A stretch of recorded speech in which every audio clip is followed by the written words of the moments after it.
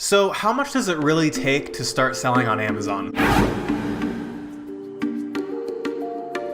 What's going on, guys? My name's Kyle, and today's video is going to be about how much it actually costs to start selling on Amazon and the different factors that go into selling and starting up your first product, okay?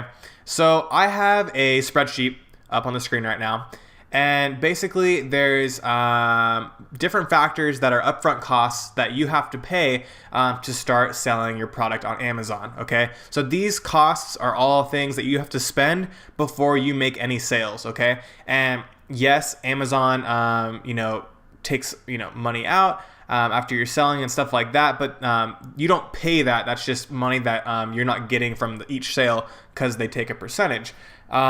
So you don't really have to worry about those costs up front, because if you're paying those, that means that you're making sales to begin with. So basically what I have here is all the upfront costs separated by different price points. And so higher price points generally are going to be more expensive to start up because they cost more to manufacture, okay? So it costs a lot more to, produce a really nice mechanical keyboard versus a wristband, okay? So obviously you can sell the nice mechanical keyboard for more, but it costs more to make, and so there's more upfront costs associated with that. So first off, we have the low price, right? So let's say you find a product, it's selling for $10 on Amazon, and I just have, kind of a blanket $2 per unit for shipping that I put in. That'll range a little bit depending on how big the size of the product is, but $2 maybe is average for smaller size products that you should be outsourcing. So the $1 cost per unit, $2 for shipping costs, and then that's a total of $3 for that unit. And then I just said, okay, we'll sell that for $10 on Amazon. So the difference there is $7. ObviouslyAmazon will be taking money out of that $7 sale, or that profit you're making off of the product. But there's still, some money to be made. Now, that's not the only costs that you have. You also have, I put in a launch cost. There's a couple different ways that you can launch your product. My favorite way is just using Facebook advertising and different advertising techniques to push your product rather than hiring a service to do that. So I just put in the launch cost is $200. You'll be spending a lot more doing launch services that, like Viral Launch, and there's a couple different ones out there. I think it's kind of a waste of money if you can just use advertising and spend less money to launch your products. So I just put in $200 for that. But obviously that can range. If you can always spend more than these, but this is just like the minimum I would say for these products.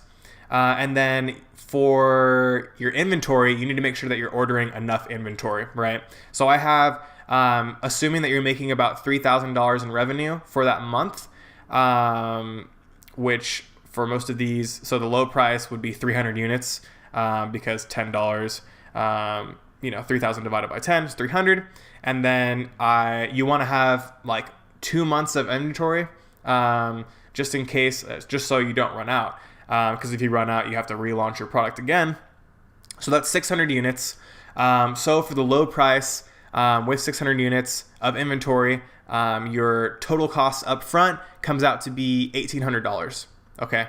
Now the mid and high price are going to be much more than that because there's more costs up front. So for the cost per unit for the mid-price one, it's $10, which significantly ups your upfront costs.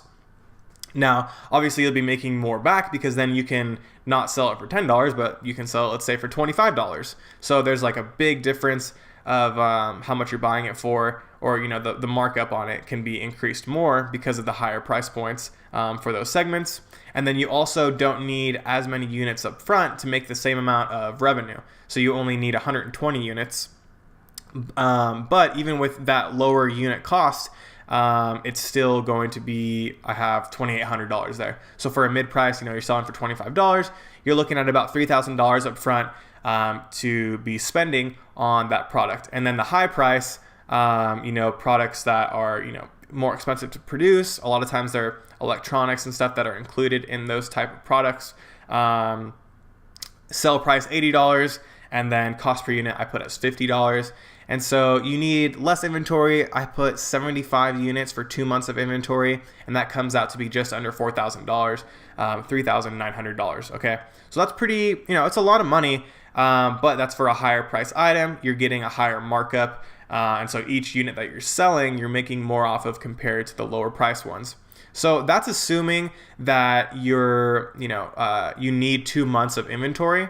I like to find suppliers that have really quick lead times or low lead times, which basically means that from the time that I put in my next order, it's a shorter amount of time from them getting that to me receiving my item. So I've dealt with or I've talked to some suppliers that quoted me like 7 or 8 weeks lead time from the time that I request more products to the time that they can get it into Amazon's warehouses, which is way too long, because if you're selling well, you're going to have issues as far as maintaining inventory, because you have to buy so much in advance, and it's a larger risk to buy as much in advance, because what if it's not selling as well as you thought, or other things that go into it. Okay, so finding a supplier that has low lead times is essential, and I show that with this low price with low lead time column, which is the one on the far left right here. And so basically, because it has lower lead times, one of my suppliers, the lead time is two weeks or 2.5 weeks, which is super fast, like ridiculously fast. So the shipping time is 7 days to get to the US warehouse, and then it takes them about 5 days to manufacture it. And then there's some wiggle room in there just because random stuff comes up. But 2.5 weeks is very good for shipping from China and producing your product. Okay, so because I have that quick lead time, I don't need to spend as much up front. So rather than spending, getting 600 units, I only have to buy 300 units, because I know if I see that I'm running out, I know I can quickly get that inventory in within 2 weeks, rather than have to wait like 2 months for that same product.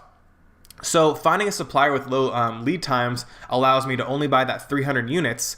And then because of that, it's much less, obviously, to start it up. And it's under $1,000, including all those upfront costs of, your launching and everything else, shipping, all that's included. $900, that's a really great deal. Now, $10 sale price is kind of low. I like to stick a little bit higher than that, like 15, just because the margins are better. So a product that I'm recently doing, it's kind of lower priced, semi-competitive. I'm using it as a case study as far as using Facebook ads right now, and so I'm developing that. But the upfront cost for me was only $1,200 for a $15 costing product, as far as how much it goes for on Amazon. So there's, it really makes a lot more sense to find those suppliers that have those low lead times, because you're spending less up front. So you really don't need that much to get started. I mean, obviously $1,000 is a lot, but I've been talking to people that think they need, $7,000, $8,000, $9,000 to start a product. And really, that's way overkill. If you think that you need that much, you're doing something wrong. And hopefully, laying this out for you guys kind of gives you an idea of how much you really need. Now, yes, you can spend that much, and I'm sure you can go crazy with, giveaways, and, you're buying a ton of inventory, and then you're using Viral Launch, and you're using all these different services to help you launch your product. And you don't know how to run ads. So let's say you're just spending like $1,000 on ads that aren't converting well. But this is really all you need. And you can be successful with $1,000 budget on Amazon if you have the right guidance and know what you're doing, and choosing those right products and finding those suppliers with low lead times, which allows you to spend less. There's less risk involved. So that's really kind of my number one thing I would say, is find the suppliers with low lead times, because that allows you to spend less on this product, because you're kind of testing the waters with the new products. And if you do have the extra money, well, then you can, try out two, or, try out more. If you have $5,000, don't be putting it all on one product. You want to be trying out different things. And then when you have, hopefully they all catch up, and do well. But sometimes you make mistakes and you realize, oh, wow, started selling this product and it's patented. I didn't even realize that. Okay, or I'm selling this product and I didn't realize that it's a super competitive product because I don't know how to do product research, right? So if you have those issues, it's better to, you're lucky if you spent little on your inventory. So in this case, I only spent the 300 units versus buying, some people get like, one guy I was talking to, he bought 2,000 units of a product and it ended up being way too competitive and he's not able to sell it. So it doesn't make sense really ever to buy that much inventory up front. There's just really no scenario where that makes sense. It makes way more sense to buy less inventory and then, find a supplier that has low lead times. Or if you can't find a supplier with low lead times, kind of do the math in your head of, okay, so if I'm selling whatever like I am expecting to sell, so let's say I'm selling 10 a day, how long will my inventory last until I need to order again? And so you have that number in your head so that you know when to order. So for example, with me, with my 300 units, if I'm selling 10 a day and my lead time is 2 weeks, that means that after about a week and a half, I want to put in that order so that at 3.5 weeks, when I'm just about running out of inventory, I have the new inventory coming in that I already ordered, and then I don't run out of inventory, so I'm not worried about that. And then I can also assess, oh wow, I'm selling a lot faster than I thought. I'll order more inventory this time, so I don't have that risk of running out. So it's always a game of trying to figure out how much inventory you have or you need to have in the Amazon warehouses, and then you don't want too much because you run the risk of not being able to sell those products or long-term storage fees and stuff like that.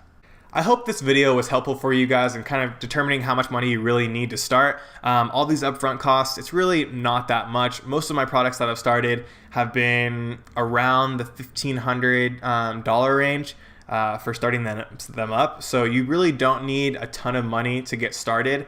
If you don't have that money, I would recommend looking into retail arbitrage.